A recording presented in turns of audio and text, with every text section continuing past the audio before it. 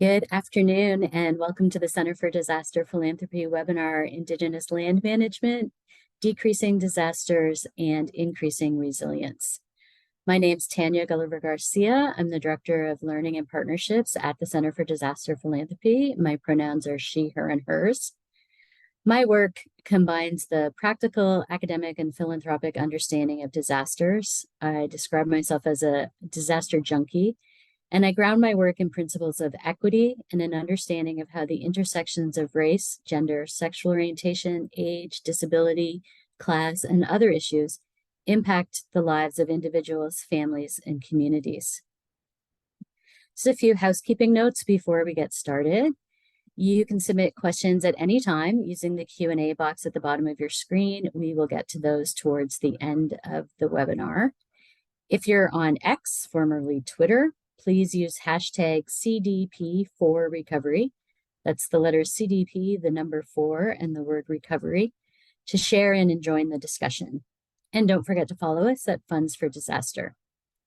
At the end of the webinar, there will be a short survey, and we really would appreciate if you could fill this out for us because it helps us determine what kinds of webinars to offer, and we're starting our 2024 planning now.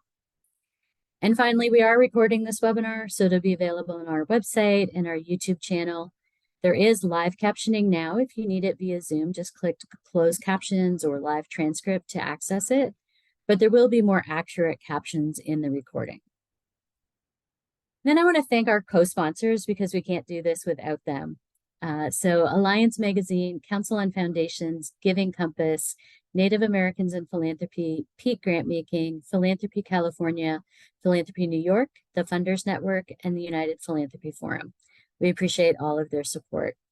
And I especially want to acknowledge the contributions of the staff at Native Americans in Philanthropy for helping us design the webinar and source speakers. As we begin the webinar, CDP acknowledges that it works on the stolen lands of the many original peoples. We recognize that Indigenous peoples have been displaced and disenfranchised from their land by the socioeconomic and cultural impacts of colonialism and disasters. And the erasure of Indigenous knowledge about how to care for these lands has caused environmental destruction and degradation. CDP is committed to dismantling the ongoing legacies, systems, and structures of settler colonialism and white supremacy, and their connections to philanthropy today and in the future. Despite centuries of theft, violence, and murder, this is and always will be Indigenous land. Please join us in acknowledging the original peoples and their elders, and past, present, and future generations. At the end of the webinar, our hope is that grantmakers will have a better understanding of how colonization increased risk of disasters for tribal communities, that they'll increase their awareness of how post-disaster gentrification results in land loss for traditional communities, and learn the importance of supporting Indigenous land management as part of a holistic approach to disaster recovery that is equitable. So Adrian, I'll get you to share the poll. Look at that. That is great. So 78% of the organizations either fund or directly work with Indigenous people. 12% said no, and 11% said not sure. One of the things that I heard from a speaker one time on the webinar, we like to say all funders are disaster funders, and she said that all funders are Indigenous funders. So when you think about your work, whatever you're funding, there are probably Indigenous people involved in that work. So before introducing our speakers today, I want to provide just a little bit of context and background. So the inspiration from this webinar came to me in 3 different ways. One is a growing understanding about the connections between loss of traditional Indigenous land through colonization and the increase in disaster impacts. The second was the horrible fires in Lahaina, which really highlighted how quickly traditional lands can be stolen after a disaster. And then finally, I've just been thinking about Indigenous knowledge and how can we use that in our work. So I want to start with that, the Indigenous knowledge, also sometimes referred to as traditional knowledge or traditional ecological knowledge, bit of a tongue twister there. So it's a body of observations, oral and written, innovations, practices, and beliefs that promote sustainability and responsible stewardship of both cultural and natural resources through relationships with people and their landscapes. And it can't be separated, and we're going to hear about this more in the webinar, from people. So it's the people, the Indigenous people who have this knowledge, and we need to use that knowledge and their resources and sources. It's been developed over millennia, and it continues to be redeveloped as new evidence and things happen. And then just a little bit about the numbers. So looking domestically at the US, the colonization of Indigenous tribes on the continental US led to the loss of 99% of previously managed Indigenous land. 42% of Indigenous people do not have a land base now. For those that do, the land itself is only 2.6% of the size that they once managed. And these new tribal lands where they've been forced onto are areas that are more at risk of climate change and natural hazards. Tribal communities face 2 extra heat days compared to what they would have had on their historical land. They receive 23% less precipitation. 36% of tribal lands have increased drought, and almost half of tribes face increased risk from wildfire. And then internationally, the Indigenous people around the world make up 5% of the population. They have stewardship of 1/4 of the land across 87 countries. This also includes 40% of ecologically intact landscapes or protected areas, and about 80% of the world's biodiversity. So essentially, the most intact ecosystems on the planet are under Indigenous stewardship and land management. And I also just want to recognize that COP28 begins in a few weeks in Dubai. And so the UN's climate change conference, if you don't know, is part of an ongoing commitment from 198 member countries to meet annually to discuss and negotiate climate change under a number of guidelines and principles. And this year it's going to include a specific focus on Indigenous knowledge. And then finally, I just want to reference the campaign 30 by 30, which is a worldwide initiative, including the US, to designate 30% of the Earth's land and oceans as protected areas by the year 2030.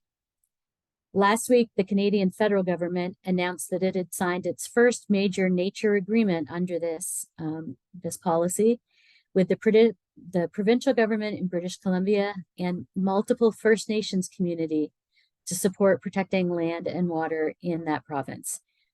The provincial government and the federal government each put in millions of dollars, $500 billion each, to work on this process. And in California, the state recently announced a $100 million grant to help Native American tribes buy back land as part of their 30/30 plan. And so now I want to welcome our special guests and have them turn on their cameras and join us. Diana Campos is a biologist and peace builder from Peru, specializing in environmental peace, ecological conservation, community participation, conflict prevention, conflict transformation, and policy reform. She's the program coordinator of the Environmental Peace Fragility Nexus Collaborative Learning Project at CDA Collaborative Learning. And she's worked on conservation projects in partnership with Indigenous tribes in her home country and also in Colombia and Australia and in the US. Joel Moffett is the Director of Environmental and Special Projects at Native Americans in Philanthropy. As a formal tribal leader, Joel has served as Vice Chairman of the Nez Perce Tribe Executive Committee. In 2013, he was also elected to lead the Columbia River Intertribal Fish Commission as its chairman. And most recently, Joel has been the Natural Resources Policy Coordinator for the Affiliated Tribes of Northwest Indians. Ulani Tangawa Alam is an attorney and assistant professor of law at Kahuli'ayo Center for Excellence in Native Hawaiian Law at William S. Richardson School of Law. Her scholarship centers around Native Hawaiian rights, environmental and restorative justice. She's originally from Makawa in Maui, and her work is deeply informed and motivated by her experience as a hula practitioner. Uli previously worked at the Office of Hawaiian Affairs and got a degree in bachelor's and master's degree in Hawaiian studies. So I thank each of you for taking the time to share your expertise with us. And Joel, I'm going to start with you. We appreciate you joining and Native Americans in Philanthropy for their support for the webinar. But I wanted to start with a really basic question about funding. So how much current philanthropic funding actually goes to Native people?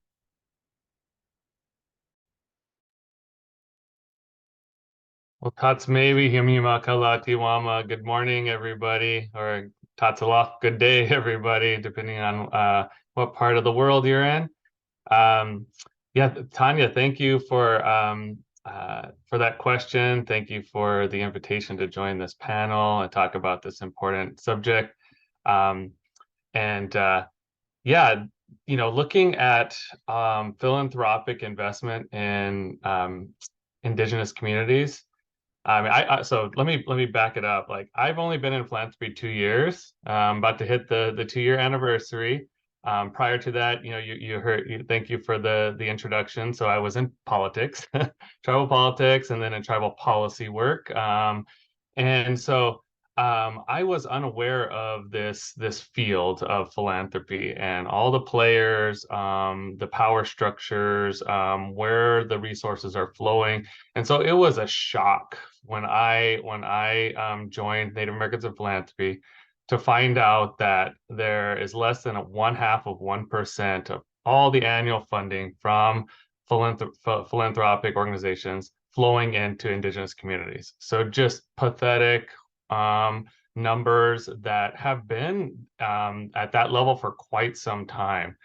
And it is our mission at Native Americans in Philanthropy to turn that curve around, to significantly increase the amount of resources flowing into Indigenous communities in the United States. That's where we're focused. We're a national organization advocating for those resources to go to tribally led efforts. So Indigenous led efforts where we set the priorities, we identify the needs, and really try to create a new relationship with philanthropy, so that based on trust, and especially in the field that I work in and that we're talking about today, environmental protection and restoration, and that when we're looking at the efforts to tackle the biodiversity crisis, or the climate crisis, tribes and Indigenous communities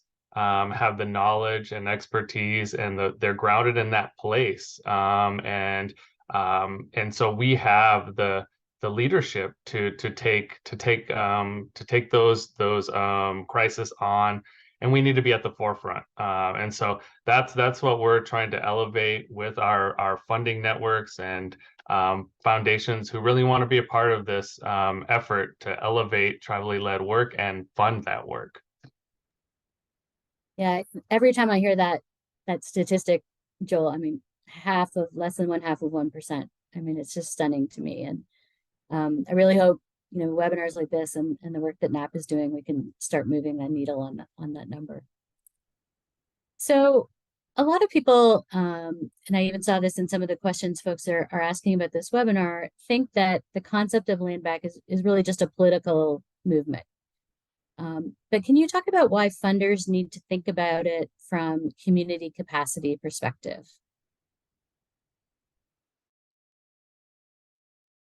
Yeah,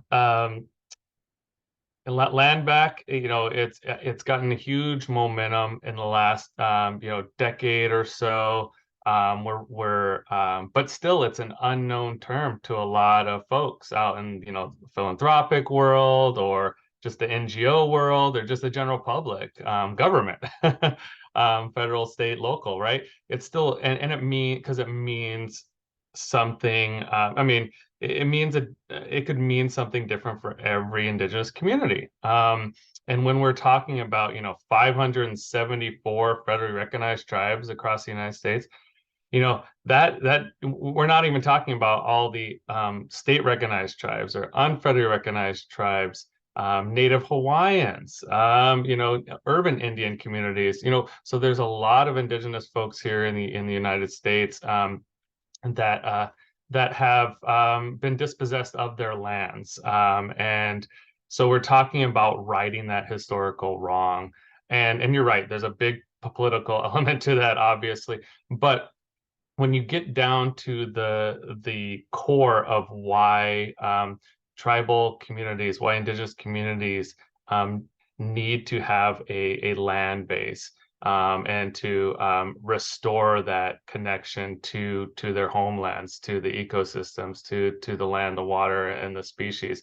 I mean, it goes back to restoring their way of life, restoring their communities, restoring, like I said, their connections, and really healing. It goes back to like healing, and when we take, and it goes back to our values of reciprocity and taking care of the land, the water, the species, so that they can take care of us, and we're connected in that manner. And we really look at the getting land back, restoring homelands as a a huge necessary component in that healing and in that restoration of our way of life, and reconnecting with our homelands. And it not only builds that community, health, but along with that land, our economies were stripped and from us and destroyed. Some of those keystone species like salmon and buffalo and were ripped from us and decimated.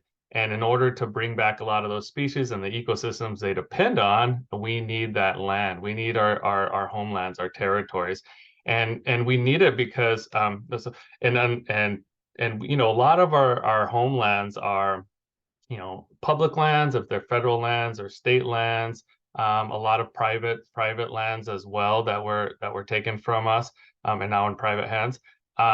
But in the efforts to manage those lands, to take care of those lands, have fallen drastically short of what's needed in order to maintain those ecosystems sustainably. So we protect the biodiversity, bring back these keystone species, and support all of our ways of life. And so we're looking at the way that indigenous communities have always stewarded those lands and managed those lands and waters and species, and so we cannot accomplish that to the fullest extent unless we have ownership of those lands.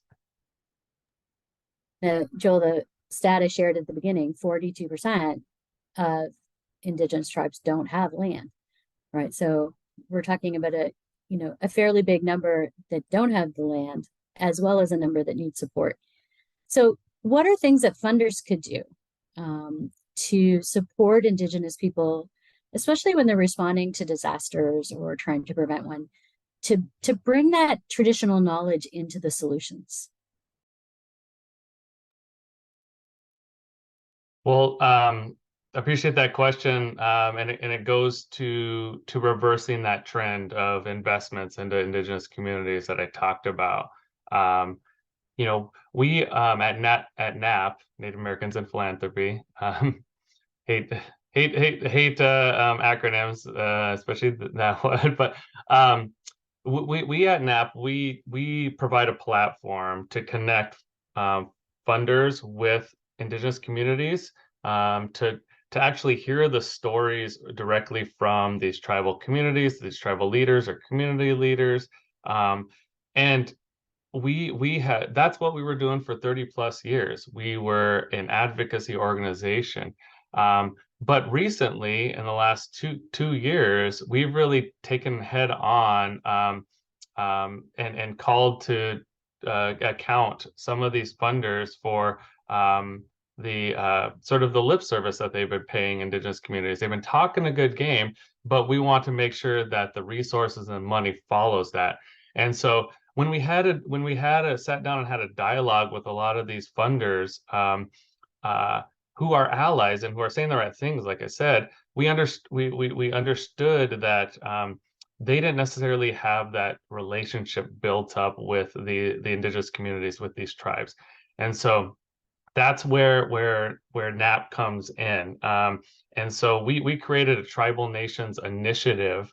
And it was not only just listening to the foundations and finding out where there were gaps, where there were needs in order to improve these relationships and get these resources flowing where they need to go in Indigenous communities, but also listening to the tribes and the Indigenous leaders and communities across the United States. And so we throughout this listening tour that we did in the first sort of year of this Tribal Nations Initiative, we discovered that that these foundations want to invest in tribally led efforts, but they didn't have the pathways because they didn't have these relationships built up. And so we created and you know, Native Americans in Philanthropy is an advocacy organization. We aren't necessarily a regranter or we're not a funder, but we like to lift up the Indigenous nonprofits in this space in order to be the vehicle to get these resources out to where they're needed. But when we looked at the efforts of the federal government focusing on 30 by 30 and investments in conservation work and climate work, and you know, the challenge to philanthropy to step up and match. If you remember, the America the Beautiful challenge was 500 million federal dollars, and Biden, you know, challenging philanthropy to match that and make it $1 billion investment in conservation work. A large piece of that is the tribally led work. About 10% was the floor for the bare minimum investments from that America the Beautiful program. When we looked at all those investments, and we wanted to ensure that how do we effectively get the philanthropic dollars to leverage those federal dollars and get them out to the Indigenous communities, to tribes. There wasn't a national tribal conservation organization out there. So we didn't want to leave any money on the table from private foundations. So we created a tribal climate and conservation funding collaborative. And so that is one vehicle in order to and right now we have 15 foundations who are investing in that work, and totaling over $100 million spread out over 3 years. And this is guided by a council of tribal leaders that we have advising us on what, you know, redefining conservation from an Indigenous point of view, setting the priorities and criteria of how this can be invested in our Indigenous communities. So these 15 foundations who've already signed on to this pledge and joined our funding collaborative, they are truly investing in tribally led conservation efforts. And I think when we talk about and that's just one vehicle. I would say if you're not at that level yet, reach out to us at Native Americans in Philanthropy. We have an incredible team that's focused on areas out, you know, not just environmental work, but all across the spectrum. And we are you know, we are connectors, we are matchmakers. We provide that platform for the dialogue to happen between foundations who are interested in supporting Indigenous work, and the tribes who and Indigenous communities who have already been leading and doing that work. So I think if you're interested, there's that one funding collaborative that's right there, or we can facilitate individual connections so that you can build those relationships with those communities, and start to restore that trust. Thanks, Joel. And Austin put the link to Native Americans in Philanthropy in the chat. So make sure after the webinar ends that you click on it and check out their website. So Ilani, I want to go to you now. Can you tell me about issues of water management in Maui Komahana or West Maui? Sure. Aloha nui mai kako, and mahalo for that question and for the opportunity to be here. Unfortunately, Maui Komahana, or West Maui, is no stranger to the effects of colonialism in many of the ways that you started out the webinar outlining. But I want to start by sort of contextualizing the place and the resource for us as Kanaka Maoli. And so To go back a little bit, I'm going to avoid going back to the beginning of time, but for very practical and spiritual reasons, our people, Kanaka Maoli, our Native Hawaiians, recognize that Heola ko Kauai, in water there is life. And for us as a people, it's a kino lau, or a body form of one of our principal gods. And so for Native Hawaiians, water was and is not a commodity for one person to own or to sell. In Hawaii, it's a public trust resource that's managed for present and future generations. And so much so that when Malihini, or foreigners, first stumbled on Maui Komohana, they called the intricate waterways the Venice of the Pacific. And that was in Maui Komohana specifically. And in order to sustain life on these islands in the middle of the Pacific Ocean, these intricate systems of biocultural resource management were developed and sustained our people.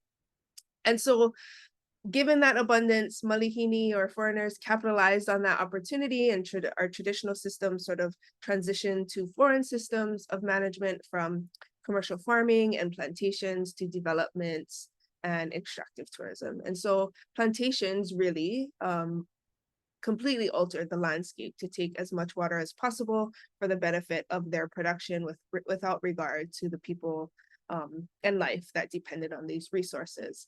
And so it largely created an arid landscape and ultimately a tinderbox of sorts for this town. And I'll ask Adrian if you could please go to the next slide to highlight some of those pictures. And you'll see that arid landscape in that bottom picture. So fast forward today, there's really this juxtaposition, as you see here, really deeply embedded injustices around management of a public trust resource in West Maui, where 75% of the water systems are privately owned.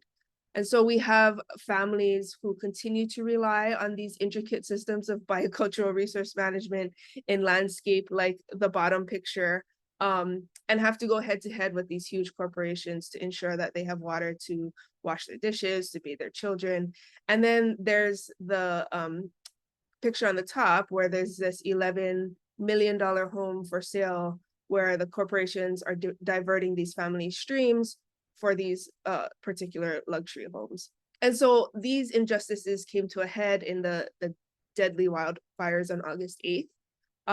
And scholars and practitioners have appropriately coined the series of actions as plantation disaster capitalism, in which, for example, the governor suspended laws that were designed to protect our resources and practices, and plantation successors quickly exercised their power and sort of jumped in at the opportunity to make sort of things better for themselves. One example specifically is that in the wake of fires, one of the corporations who recently was quoted in the national media calling our practices a crock of shit, tried to blame the government servants, and a Kanaka Maoli practitioner himself, who the community largely saw as a champion for doing his job really well and working closely with the community. And that had personal effects on him and his well-being. And another higher management official redeployed him from his post, starting uproar from the very community that had just lost their town and their homes. And then there was this negative national media attention looking at our cultural practices as degrading our cultural practices, and then pitting against it, like things like using water to fight fires. So all of that to say, we're really in a situation now where we're going to have to fundamentally re-examine the way water is distributed in this area, especially in the recovery process, and how that happens. We're going to have to think about challenging the status quo and these deeply embedded structures. And I think these extractive systems are either going to double down, or we'll have the courage to return to these systems of abundance in which Kanaka Maoli and other indigenous peoples lead the way, as Joel talked about and we're talking about today, and where these systems of abundance empower people, and those reciprocal relationships sort of steward the way we manage our resources and our land. Before I pass it back, I want to highlight a couple resources that are on the screen there if you're interested in learning more about sort of the very long history of injustice around water issues in Maui Kamoana. Great, thank you. And we can make sure we share those resources. And I'll also ask Austin to put in the chat a link to Funder SWE, which is the funding coalition group in Hawaii that is really working on Maui issues right now and meets every Friday to discuss some of these issues that Ui is talking about. Ui, I'm going to come back to you in a little bit, but Diana, I want to bring you into the conversation now. What are some of the challenges Indigenous people face when they're working to mitigate the effects of climate change? Oh, great question, Tanya. First of all, I want to say thank you to you, and I'm very honored to be here participating in this webinar with these two Indigenous tribe members. And to answer these questions, first, I want to provide some context about where we did this work. So the Environmental Fragility and Peace Nexus collaborative learning project, it's to understand what are the relationship between climate change impacts and conflict. So CDA, Collaborative Learning, is conducting a global case studies where we want to understand what are those climate change impacts and conflict patterns, to build frameworks and tools for humanitarian, peace builders, and development practitioners. So this project initiated in 2021, and between last year and this year, we conducted 3 case studies in Fiji, Ghana, and in Northern California, United States. And using system thinking approach and partnered with Indigenous communities, we have learned that climate change impacts are very complex, and also we translated our findings into a system maps. Actually, we didn't translate those findings into those maps. Communities, we partnered with communities, and communities built those maps in which you can see that they represented the main climate or environmental vulnerabilities and conflict that they face, like in their communities. So this is a good example of the complexity and the relationship between those environmental vulnerabilities and conflict within the nation and tribe in Northern California. So this system, it's sometimes you can get overwhelmed when you see it for the first time. But here, the nation and tribe represented the main challenges that they face in mitigating the effects of climate change. And I want to point out that, for instance, land disposition, the historical land disposition and violence against Indigenous people led that the government has control over their land, the traditional land and natural resources. And also the establishment of private property regimes led to the destruction of Indigenous culture. And also banning the traditional ecological knowledge of Indigenous tribes has led to the overgrowth of trees and field load in landscapes, which has exacerbated wildfires in Northern California.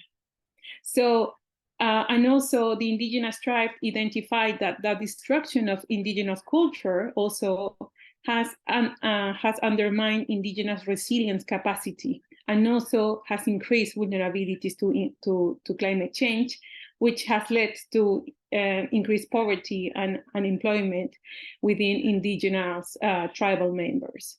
So these system maps it's a good way to understand the complexity and also that those interlinkages between those factors. Also, this is a kind of a good way for indigenous communities to own their knowledge, that how can they start addressing these challenges to mitigate climate change. Thank you. And I think that this concept of them owning their knowledge and creating this kind of map leads into the next question that I have for Ulani, which is, we talked during our planning call, Ulani, about the 4 values of restorative justice. So could you explain for our audience what those are? Sure. This is something that I've been working on as sort of a scholar, but I think it's helpful to sort of contextualize some of these conversations and maybe utilize it in your own work here for our participants. So put simply, the 4 values of restorative justice is a practical tool to analyzing issues in order to effectuate justice, but with special recognition of the historical and ongoing harms of colonization. Problems like the ones that we're talking about today are complex, and here in Hawaii at least, they necessarily implicate issues of law, of culture, and historical context and grounding. And so the 4 values of restorative justice is a practical tool for dealing with these complex issues. It was developed by Jim Anaya and was further refined by some Kanaka Maoli scholars that I have the privilege of working with, for Native Hawaiians in particular. But at bottom, these values recognize 4 sort of realms that I think we've largely been talking about already today, in which Indigenous peoples have been harmed by colonialism. And then it also provides the opportunity to examine whether a decision or action further inflicts those harms or advances self-determination and justice for Indigenous peoples. And each of these realms, much like life for Indigenous peoples, is inextricably intertwined. And so this framework grows out of international norms of self-determination, and I'm trying really hard to not get really scholarly about it. But it considers 4 values. And so you'll see that on the screen there. I'll walk through each of those really quickly. Mo'omeheu, or cultural integrity, includes sort of a group's ability to maintain and freely develop their cultural identities. And this realm considers whether an action that we're analyzing supports cultural integrity as a partial remedy for past harms or perpetuates conditions that continue to undermine that cultural survival. The second realm that we've talked a lot about today is Aina. And for us, that means not only the land, but also the natural resources as they are intertwined. And so given Kanaka Maoli's familial and spiritual connection with Aina, this sort of realm or value examines whether a decision or an action perpetuates the subjugation of ancestral lands, resources, or rights, or attempts to redress historical injustices in a significant way. And so we're halfway there. The third realm is Mauliola, or social determinants of health and well-being. So this holistic worldview of well-being. And so while Kanaka Maoli have actively exercised their agency in the decades since foreign contact, colonization dramatically altered a highly complex and sophisticated Hawaiian society, and importantly in the economy. And so this resulted in most Indigenous communities living in an economically disadvantaged condition. And so this realm specifically looks at whether the action that funders, for example, are taking has the potential to improve health, education, living standards, or improve social welfare conditions, or rather perpetuates the status quo. And then finally, the fourth realm, Ea, or self-determination, self-governance, considers whether an action or decision empowers, or as a baseline, involves Kanaka Maoli in decisions that affect them, namely political and cultural sovereignty, or even decisions that are being made about their aina and their lands and their natural resources. And so these values are just one tool to looking at the picture holistically and sort of breaking it down in bite-sized pieces in a way that's a little more manageable than looking at the, you know, big picture injustices. And so it helps us think about it systematically to ensure we're helping the actions or helping and not furthering injustices.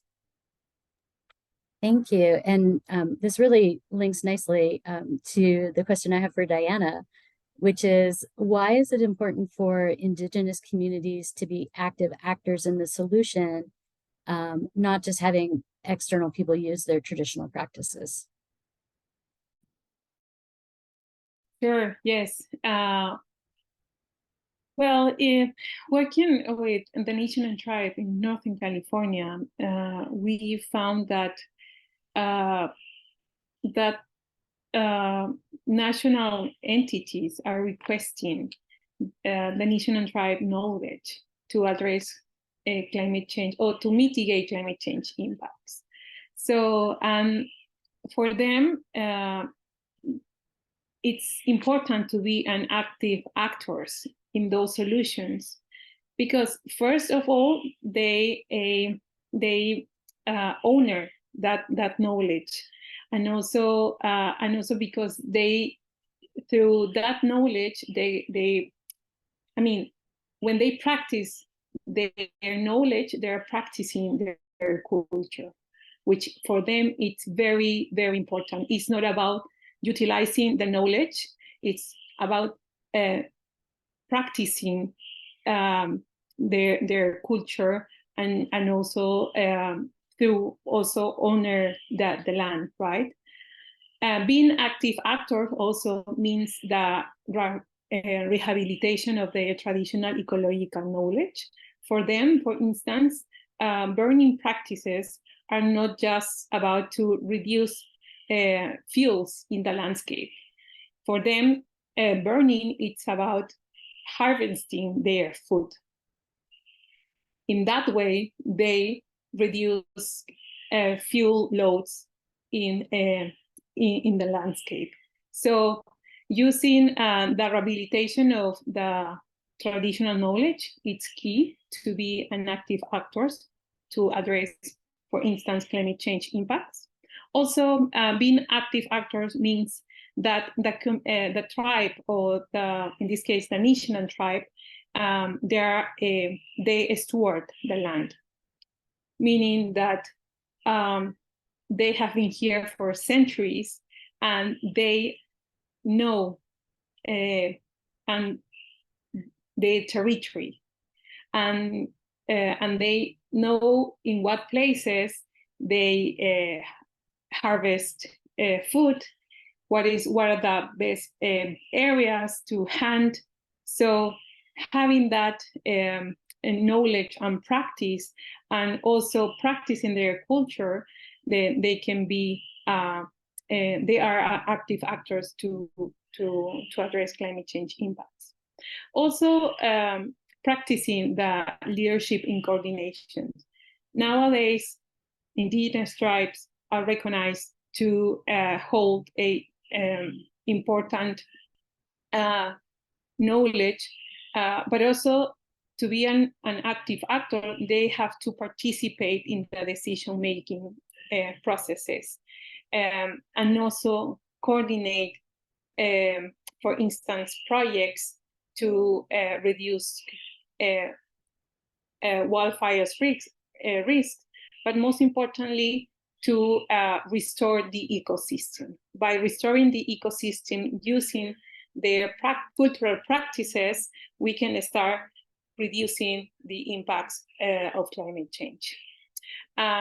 So as a summary, I could say that putting in the center Indigenous tribe cultures, we can start restoring and increasing resilience in Indigenous tribe cultures, but also in ecosystems and landscapes.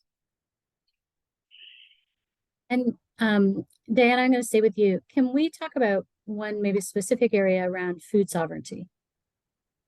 Yes, absolutely. And this is very linked to the previous question, right? So, and also, Joel also mentioned about the link, the socio-ecological connection between that indigenous tribe has. And this socio-ecological system is based in land. So it's a land-based livelihood. So in this image that you are seeing, so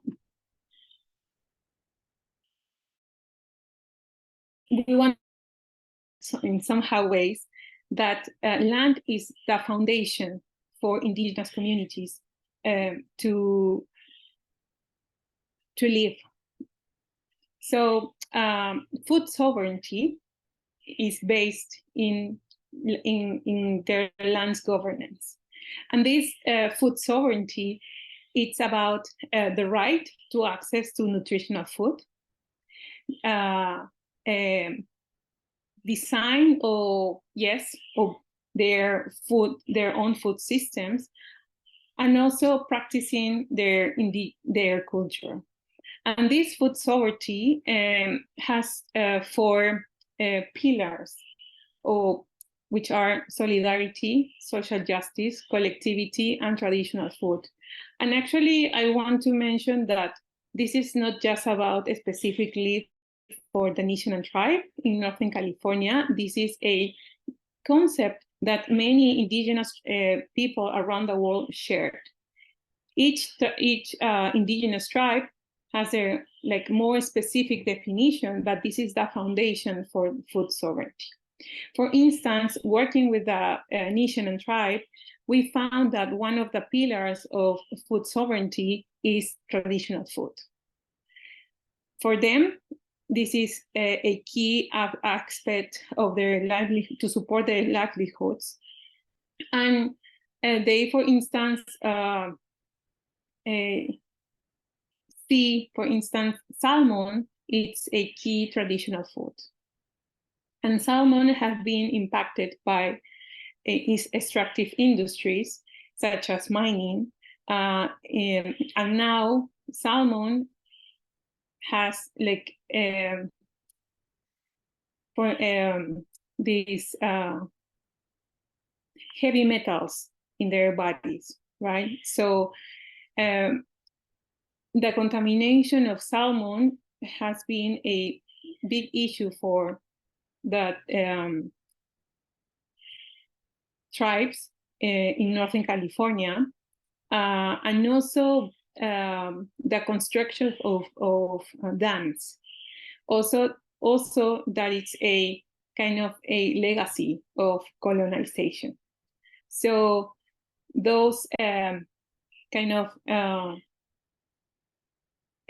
activities impacted directly to the traditional food in indigenous communities, which have been degrading the food system of those tribes. Also, land disposition has disrupted food sovereignty. So nowadays, indigenous tribes cannot access to their land for, how can I say that? They cannot access to their land to produce their own food, or to access to nutritional food, and also practice their indigenous culture. Yeah, I mean, I think that really goes back to what Joel was talking about at the beginning, right? And why landback is bigger than political. You're just showing that there. It's about food and access to traditions, really, and culture. And also, go ahead. Sorry. And also, it's not about it's about land, but land also brings to other values like solidarity, social justice, and collectivity. And here, collectivity is very important for indigenous tribes. So this is a good example of the representation of what that means generally for Indigenous right food sovereignty. Absolutely. We are going to go to the Q&A after one question to Ulani. So if you haven't asked your question, feel free to put it in the chat. We have a number of questions already received. Ulani, on the Funders Week call and other calls we've done with people in Hawaii, Native Hawaiians in particular, we've really heard about this fear of the loss of land. Mhm. So what can funders do to help keep the land in Lahaina hands? Sure, mahalo for that question. I am very concerned about this. I think it's important to contribute to discourse and raise awareness about, you know, further dispossession being unacceptable. I know at least 2 to 3 families who got calls offering to buy their land the day after or the week of the fire. But it's not just about buying lands, right? I think it's also removing Kama'aina or the people of Lahaina from those lands. It's about water being taken away so that families can no longer live there on the lands that their ohana have lived for generations. It means no jobs or pigeonholing, you know, these are Kama'aina to tourism. It means pushing them out of their ancestral homes. And I'm not really sure what will happen. I don't have specific answers yet. I think we're still trying to look to identify specific solutions in ways that are mindful and aren't overwhelming folks. And I know there are tons of others doing this work, but I thought I'd highlight some general overarching takeaways for this conversation and this group of folks. I think understanding historical context and injustices is key. This is a heavy lift and takes a lot of work, especially here in Hawaii, but it's really important to understand that if you are going to do work in a specific community. I'm a teacher, so I'll say be mindful of your positionality. So often we tell our students that each community is different, so be mindful of the community or the tribe that you're going into. And for us, as we do community work, we teach that we recognize this need to co-power the community. It's not empower, where I as an attorney have superior knowledge and go and tell community what they need to do, but it's a reciprocal relationship where we learn from one another, we co-power one another. And it's important to note that that relationship is not transactional, right? But it's a two-way street. It's built on trust, as Joel mentioned. Relatedly, uplift and let Kama'aina lead. Kama'aina literally translates to child of the land. It doesn't translate to lived here for 20 or 40 years. Excuse me. It's those who have familial and generational ties to the place. Identifying those Kama'aina, excuse me. And oftentimes that really takes a conscious effort. And I know many of you are natural born leaders and want to help communities, and it's in your DNA, but actively try to co-power members of the community and listen intently. And then finally, effectuate restorative justice. With the history and ongoing harms of colonization, really try and make this a guidepost for your work and ensure that these lands remain in Kama'aina hands. Thank you, Ilani. I know this is a really tense and emotional topic for everybody right now. And we're going to go to our Q&A, and I'm going to start with Joel and really just build on this conversation that we've been having in the last couple of questions with Ilani and Diana. So we know that land conservation has traditionally been white-led. It's often been problematic. And there's several questions. I'm going to try to put them together, Joel, but like, what's the role? What are the strategies philanthropic organizations can use to address, some of this history? How can they work with tribal leaders? And then also recognizing that even within tribes, there's differing opinions, the youth and the elders that might have different sense. What's that entry point for funders to get in, and how can they follow these principles that Ulani is talking about when they are working with tribal communities? Thanks for that question, or collective question from the audience members. Yeah, so I mentioned before that a lot of funders support the work, and they wanted, but they didn't have the relationships with our Indigenous communities. So we created that collaborative that provided a couple pathways because this trust, this relationship, I mean, it's not just a one Zoom call and then all of a sudden you're good and you're connected and you're supportive. It really is because Indigenous communities, we've been burned. We have been promised a lot of things and have not had follow through. We've had and so when we went out and talked with tribal communities and Indigenous communities on our listening tour, we wanted to understand how they were what their sort of involvement with philanthropy was, and it was very little. And we understood. We asked them about what are the barriers, and so it's a two-way street, and so we've had to do a lot of education for the Indigenous communities about philanthropy, almost like a philanthropy 101. We've had to do the opposite for philanthropic organizations and give them an Indian 101, for lack of a better term, and Indigenous 101. And we're looking at the unique political and relationship with the federal government, looking at our unique cultural practices, looking at our unique histories, and sort of educating the field that in order to connect and to invest in this work, you really need to understand our communities. And I know that's tough and it's daunting. And, like I mentioned, the amount of Indigenous communities, right, federally recognized, not federally recognized in the United States it's immense.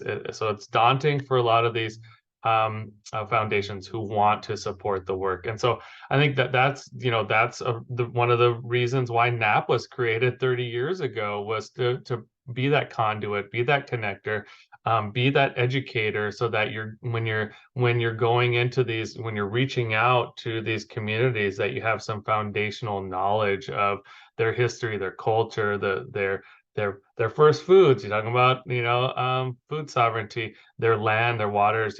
So that's how and we provide, like I said, support for foundations and tribes, so that they're meeting at a place where they're on an even plane, and so then they can come together with that intention of really developing that trust and that relationship. And so we are, as I mentioned before, we normally aren't in this intermediary space where we're re-granting, but we realized that there wasn't a space, a pathway for those resources to get to tribal communities for conservation work.